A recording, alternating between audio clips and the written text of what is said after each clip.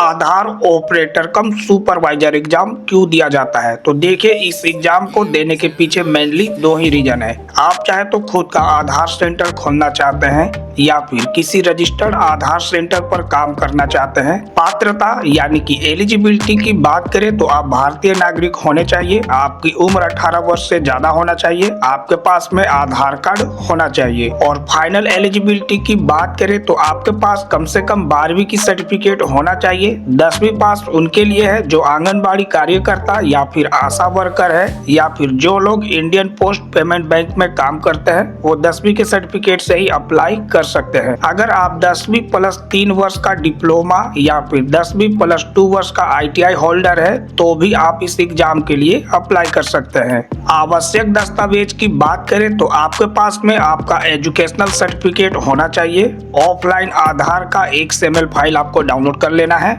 आधार में mobile number link होना चाहिए, एक वैलिड ईमेल आईडी होना चाहिए, LMS सर्टिफिकेट आपके पास में होना चाहिए। अब बात कर लेते हैं एग्जाम की पैटर्न का। तो आपको सेंटर पर जाकर के ऑनलाइन एग्जाम देना पड़ता है, जहां पर कंप्यूटर बेस्ड टेस्ट यानी कि CBT टाइप एग्जाम लिया जाता है।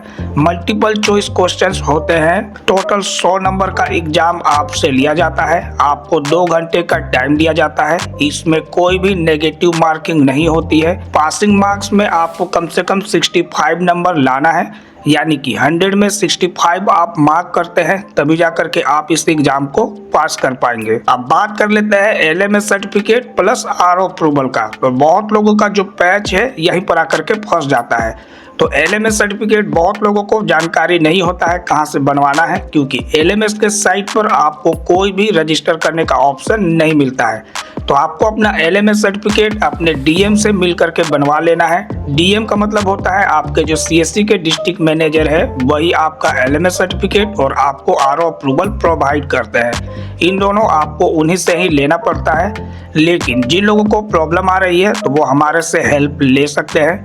हमारे चैनल के अबाउट अस सेक्शन में आप जाएंगे तो हमारा नंबर और व्हाट्सएप कम्युनिटी सभी चीजें आपको वहां पर शो हो जाएगा, संपर्क कर सकते हैं। एक बार जैसा ही आपका RO अप्रूवल डन हो जाता है तो इसके बाद आपको एग्जाम का फीस पेमेंट करना पड़ता है। फ्रेश एग्जाम आप दे रहे हैं तो आपको 510 रुपए का फीस लगेगा, और यदि आप फेल होकर के दोबारा एग्जाम दे रहे हैं तो आपको फिर 255 रुपए का फीस देना पड़ेगा।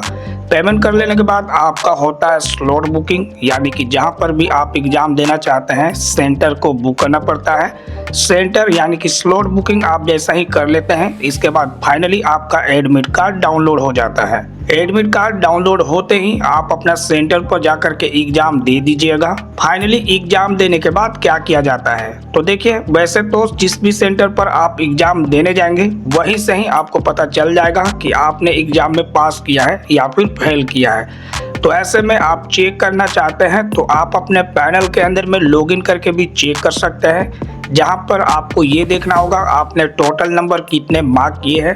अगर आप 65 नंबर लाए होंगे तब आप पास कर जाएंगे। यदि आपका 65 नंबर से कम आया होगा इसका मतलब है कि आप फेल हो चुके हैं। यदि आपने पास किया है तो आप अपना सर्टिफिकेट कैसे डाउनलोड करेंगे इस प्रक्रिया को भी हम लोग देखने वाले हैं।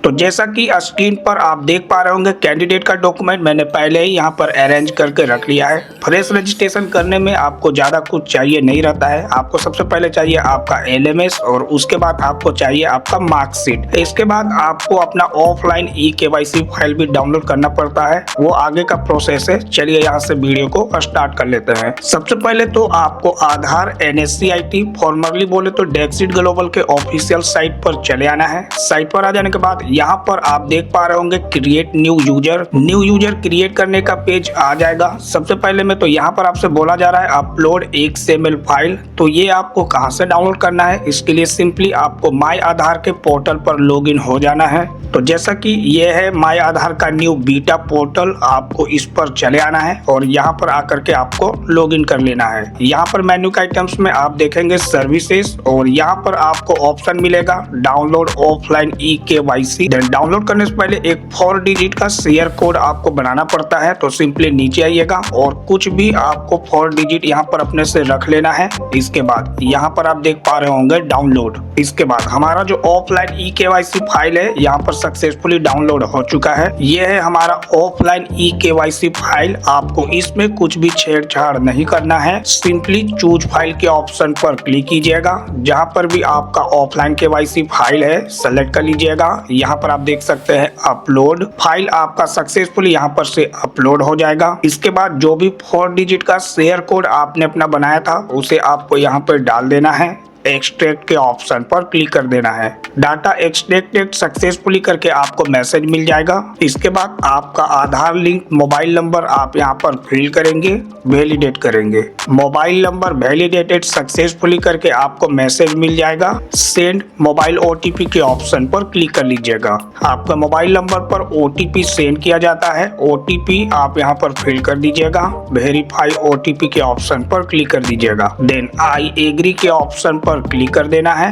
आपको अपना एक ईमेल आईडी यहाँ पर फिल कर देना है। शो XML कंटेंट के ऑप्शन पर क्लिक कर देना है। आपके आधार के बिहाफ पर आपका डाटा यहाँ पर शो किया जाता है। सिंपली यहाँ पर आप देख पा रहे होंगे कंफर्म। देन फाइनली आपका जो यूजर आईडी और पासवर्ड है यहाँ पर सक्सेसफुली जनरेट हो जाएगा। अब आपको सिंपली लॉगिन करना है। लॉगिन करने के लिए यहीं पर आपको लिंक मिल रहा है, please click here to login. Login का पेज ओपन हो करके आ गया है। जो भी यूजर आईडी और पासवर्ड आपको मिला है उसे डाल करके आपको यहाँ पर से लॉगिन कर लेना है। फर्स्ट टाइम आप जैसे ही पोर्टल पर लॉगिन होते हैं तो आपको सबसे पहले में ही पासवर्ड चेंज करने के बारे में बोला जाता है, जो कि मोस्ट इंपॉर्टेंट है, क्योंकि प्रीवियस वाला जो है वो सिस्टम जनरेटेड पासवर्ड था। अभी आपको अपना नया पासवर्ड यहाँ पर से सेट कर लेना है। तो जो भी आपको अपना ओल्ड पासवर्ड मिला है उसे आप यहाँ पर डाल दीजिएगा। आप अपने हिसाब से नया पासवर्ड यहाँ पर सेट कर लीजिएगा। नया पासवर्ड को आप यहाँ पर से डाल करके कंफर्म कर लीजिएगा।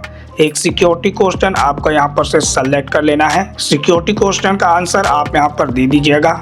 चेंज पासवर्ड के ऑप्शन पर क्लिक कर लीजिएगा। तो पासवर्ड हमारा यहाँ पर सक्सेसफुली चेंज हो चुका है। अब आगे के लिए हम लोग प्रोसीड कर सकते हैं। सबसे पहले तो मेन्यू के आइटम्स में आपको कुछ भी यहाँ पर शो नहीं होता है, लेकिन जैसे जैसे आप इस पर काम आगे करते जाएंगे मेन्यू के आइटम्स में आपका सारा ऑप्शन शो होते जाएगा। अब सबसे पहले आपको करना क्या है, नीचे की ओर स्क्रॉल करते हुए आइएगा। यहाँ पर आप देख सकते हैं आई एग्री और यहाँ पर आप देख पा रहे होंगे कंटिन्यू। देन रजिस्ट्रेशन का पेज ओपन होकर के आ जाता है। यहाँ पर आपसे बोला जा रहा है कि यदि आपने प्रीवियस भी रजिस्टर इस पर किया था तो सिंपली प्रीवियस एनरोलमेंट डिटेल के ऑप्शन पर क्लिक करके आपको पुराने डिटेल के साथ में ही कंटिन्यू करना पड़ेगा। खैर हमारा ये फ्रेश अकाउंट है, यानी कि फ्रेश रजिस्ट्रेशन है, तो इसमें हमें कुछ भी करने की जरूरत नहीं पड़ती है। सिंपली थोड़ा सा नीचे आएंगे। सबसे पहले तो आपको अपना बेसिक सा इन्फॉर्मेशन यहाँ पर फिल करना पड़ता है, यानी कि आपका एजुकेशन कहाँ तक है आप अपने अकॉर्डिंग यहाँ पर से सेलेक्ट कर लीजिएगा। लेवल ऑफ एग्जाम आपको यहाँ पर से सेलेक्ट करना पड़ेगा। तो 2 तरह के एग्जाम यहाँ पर कंडक्ट किए जाते हैं। सबसे पहले में आप देख सकते हैं CELC यानी कि बच्चों का आधार बनाने वाला। उसके बाद नीचे में आप देख सकते हैं ऑपरेटर कम सुपरवाइजर।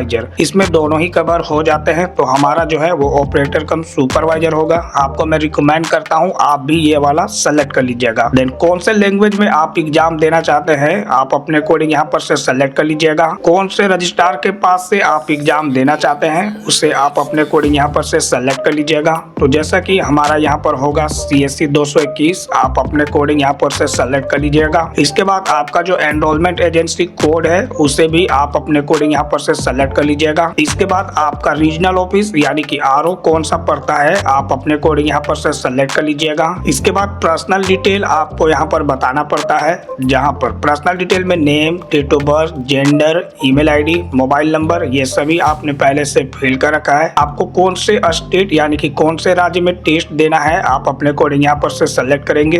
कौन से जिले के अंदर में आप टेस्ट देना चाहते हैं उसे भी आप अपने अकॉर्डिंग यहाँ पर से सेलेक्ट करेंगे। देन टेस्ट सेंटर का नाम आपका क्या है इस लिस्ट में से आपको सेलेक्ट कर लेना है। इसके बाद आपका जो LMS सर्टिफिकेट है उसका डिटेल आपको यहाँ पर फिल करना पड़ता है। तो जिन लोगों को LMS के बारे में नहीं मालूम तो उनको मैं बता देता हूँ, LMS आप अपने DM से मिल करके बनवा सकते हैं। और जो लोग अपना LMS सर्टिफिकेट नहीं बनवा पा रहे हैं तो वो हमारे से हेल्प ले सकते हैं। हमारे चैनल के अबाउट अस में आपको हमारा व्हाट्सएप कम्युनिटी और व्हाट्सएप नंबर शो हो जाता है। तो आप अपने एलएमएस सर्टिफिकेट के राइट साइड नीचे में देखेंगे तो यहाँ पर आपको दिखता है एलएमएस आईडी। उस आईडी को आप यहाँ पर फिल कर दीजिएगा और लेफ्ट साइड नीचे में आप देखेंगे तो आपको दिखेगा एलएमएस सर्टिफिकेट का इश्यू डेट, उसे आप यहाँ पर फिल कर लीजिएगा।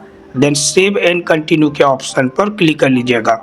देन नेक्स्ट में आपको अपना डॉक्यूमेंट अपलोड करना है। सबसे पहले तो आपको अपना एजुकेशनल डॉक्यूमेंट यहाँ पर अपलोड करना पड़ता है। अपलोड करने से पहले आप यहाँ पर देख लीजिएगा फाइल का साइज 1 MB से ज्यादा और 50 KB से कम नहीं होना चाहिए। डॉक्यूमेंट का फॉर्मेट PDF, JPEG या JPG रहना चाहिए, जो वीडियो के स्टार्टिंग में मैंने आपको ऑलरेडी बता दिया है। अपलोड करने के लिए सिंपली चूज फाइल के ऑप्शन पर क्लिक करेंगे। जहाँ पर भी आपका डॉक्यूमेंट में एजुकेशनल सर्टिफिकेट है आप यहाँ पर से सेलेक्ट कर लेंगे, आई एग्री करेंगे, अपलोड करेंगे। तो मार्कशीट हमारा यहाँ पर अपलोड हो चुका है। इसके बाद एलएमएस सर्टिफिकेट हमें यहाँ पर अपलोड करना है। उसके लिए चूज फाइल के ऑप्शन पर क्लिक करेंगे। जहाँ पर भी हमारा एलएमएस है सेलेक्ट कर लेंगे, आई कंफर्म करेंगे, अपलोड करेंगे। तो दोनों ही डॉक्यूमेंट हमारा यहाँ पर अपलोड हो चुका है। इसके बाद यहाँ पर आप देख पा रहे हैं कंटिन्यू। देन अगेन आपका आरओ कौन सा है आप अपने अकॉर्डिंग यहाँ पर से सेलेक्ट कर लीजिएगा। तो जैसा कि हमारा आरओ यहाँ पर है रांची, मैंने सेलेक्ट कर लिया है। सेव एंड कंटिन्यू कर दीजिएगा।